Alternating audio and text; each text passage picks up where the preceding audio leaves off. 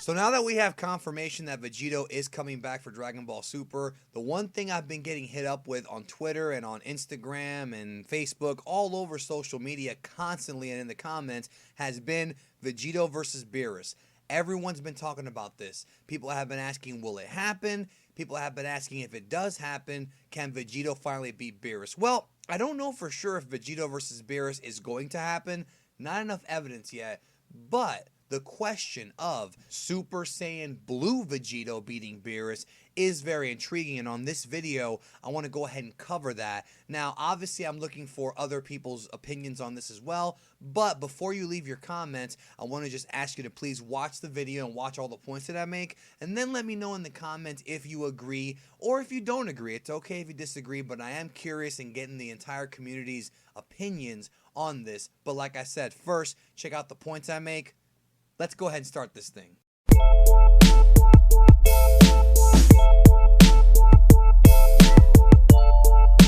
So in my opinion, the only way to truly properly cover this is to actually analyze the series from all points of view and to clear away any sort of misconceptions that some people may have and try to streamline the discussion as simple as possible. Now, it's no secret that I'm not a power scaling expert. That's not what I'm an expert in doing. I leave that to other channels such as Dragon Ball Nation, Laughingstock Media, Seth the Programmer, Geek Lister, and keep an eye out on their channels because I have a feeling that some of those guys are going to do their own versions of this topic. With my video, I want to look at all the evidence presented and figure this out the best possible way. Now, obviously the power scaling in Dragon Ball, starting with the Buu Saga, is kind of a mess, so we have to do the best that we can do with the information presented. The first thing I want to focus on is how strong Vegito is. I feel like a lot of people in the community completely underestimate the power of Potara fusion. It's not just the fact that the Elder Kai states that Potara fusion is better and more potent than the original traditional finger fusion, but also the fact that when you Potara fuse, you essentially create a brand new person, and it's permanent fusion with a stable body. So therefore, all of the weaknesses that Gotenks had maintaining his SS3 transformation don't apply to Vegito because Potara fusion is supposed to be permanent. Now, one thing that people have to take into account is the power of Potara fusion. And yes, I feel like the fusion is somewhat underestimated even by some of the official material. The Dragon Ball Daizenshus state that Potara fusion is a multiplier of person A times person B's power. However, to me, that doesn't really seem accurate whatsoever, and I'm a little bit skeptical. If you go back to Dragon Ball Z, when Goku and Vegeta were fighting Majin Buu, both of them individually had absolutely no chance of even landing a dent on this guy. But once they fused to make Vegito, it was literally a one-sided thrashing, especially in the anime. Majin Buu had absolutely no chance of beating Vegito, and during the fight, Vegito makes it clear to Buu over and over and over again that he's toying with him. Now, this has of course led to a misconception in the community that Vegito is not as powerful as he seems because he was goofing off and that he's cocky. No, the reason why Vegito was goofing off is because Vegito wanted to get purposely absorbed in order for Goku and Vegeta to get Goten, Trunks, Gohan, and Piccolo out of Buu. That was the entire reason why they were aggravating Buu. It's actually said to us several times during that fight that despite Buu absorbing Gohan with his mystic power and creating Buuhan, Vegito could have legitimately obliterated, I'm using the T enunciation part here, he could have obliterated Buuhan any single time that he wanted to without blinking an eye. In fact, theoretically speaking, we never actually see an SS3 Vegito, but because Goku knew the form and Goten and Trunks didn't know the form, that hypothetically speaking, SS3 Vegito could have existed. So we never saw Vegito in DBZ at full power. In fact, you could even theorize that he wasn't even using 50% of his power against Buu. I'm not saying that for certain, I'm saying you could theorize it because of how simple he dominated this freaking guy. In the original 42 volumes of the manga, Vegito was the most powerful character we had ever seen. That's before Battle of Gods and before anything else. Now, when we get to Battle of Gods, it gets very interesting because in Battle of Gods, there are 2 points that are made. One is that Goku states after losing to Beerus that there's no way that they could defeat Beerus even with fusion. Now, Goku does not make it clear which kind of fusion he's talking about, but he's basically stating that even if they fused, they could not beat Beerus. To me, that's always been a little bit hard to swallow, but most of that's based on the fact that Vegito was so impressive against Buu, and perhaps I'm underestimating the true power of Beerus, and also the fact that Goku had just lost the fight and was probably a little bit groggy, but still, he doesn't believe that fusion would work. So as we continue on with the story, Goku manages to unlock Super Saiyan God and fights Beerus in an epic battle, and in the movie version of the event, Whis makes a line about how Beerus used 70% of his power. Now, this again has been very much misconstrued by a lot of the Dragon Ball fans. Beerus did not use 70% of his power during the entire fight, only during the final moments of that fight when he threw that gigantic blast at Goku, which was not in the TV version. That was not in that version whatsoever. And right around the same time when the movie was out, there was interviews that were conducted with Akira Toriyama himself, and he had invented this scale for all the new characters, and I've seen this scale come up so many times in arguments lately that I have to address it. In the scale, Toriyama said that via his power scale, God Goku was a 6, Beerus is a 10, and Whis is a 15.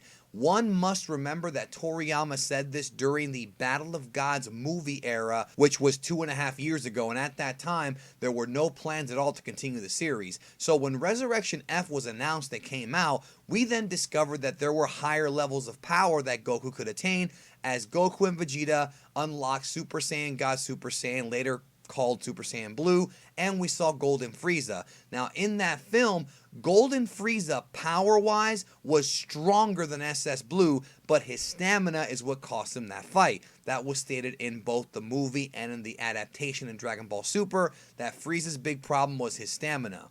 Now, the fact that Goku was able to surpass his God form and get to a higher level of power with SS Blue confused a lot of fans, because then they started to wonder if the scale that Toriyama had come up with was still in play, in which case would Goku now be a 6.5 or a 7? Would he be an 8? Would Beerus still be a 10? And when Toriyama said that Beerus was a 10, did he mean 70% Beerus or 100% Beerus? Again, we don't know, which is why, again, I believe that 6, 10, 15 scale no longer applies since Resurrection F. Throw that out of your mind. It no longer applies. Now, speaking of Toriyama interviews, recently during the promotion of the Future Trunks arc, Toriyama stated that he does not believe that Goku and Vegeta will surpass Beerus at all, and he thinks they have a long way to go. He doesn't see them surpassing Beerus. Now, understand, when he's talking about Goku and Vegeta surpassing Beerus, he's talking about individually. Nowhere in that interview did Toriyama ever say anything about fusion or any of that. He just doesn't think that Goku and Vegeta has surpassed Beerus. Again, this one's kind of hard to swallow for a lot of people. For me, I get it, but for some, it's really hard to imagine that Goku's not at least approaching Beerus's power for several reasons. Number one, Goku and Vegeta have been training their asses off non-stop, and every time we see them fight in Dragon Ball Super, they're getting stronger and stronger. We just saw Goku Black thrash Vegeta in their previous fight, and in their rematch, Vegeta had his way with him. Vegeta always is getting stronger and stronger and stronger. Goku and Vegeta also train in the Room of Spirit and Time, significantly increasing their power. Plus, during the fight with Hit, Goku unleashes the 10 times SS Blue Kaioken, a move that he states he was saving for the rematch with Beerus, and even Beerus himself starts to sweat a little bit. I don't think this was an accident. In addition to that, even though we've seen Goku and Vegeta train and get stronger and stronger and stronger, we have not even gotten a hint, even a remote hint of Beerus training. We can just presume that Beerus is this all-powerful character, but we don't know if he's even gotten stronger than he was during Battle of Gods. I mean, the guy doesn't train. We haven't even gotten hints of him training. So I feel like the series is telling us that even though Beerus is more powerful, that Goku and Vegeta are approaching him at a rapid speed. Not saying they're going to surpass him anytime soon, but the gap is undoubtedly closing. I mean, and not just that, but recently on Dragon Ball Super, we've actually seen Goku's Kamehameha actually hold off Merge Zamasu's blast for a little while. I mean, that's a fused character, and Goku was able to hold him back by himself. Therefore, if you take all of those points and put them together, talking about the power of Potara, the power of SS Blue, the consistent training of Goku and Vegeta and how they've been able to surpass their limits, I truly find it very, very hard to believe that Super Saiyan Blue Vegito is not at least physically more powerful than Beerus. It's just almost impossible for me to accept that, and I feel like if the writers want to tell us otherwise, it's just more bad power scaling, because the power of fusion combined with all the training they've done, I just don't see how Beerus could possibly have a chance.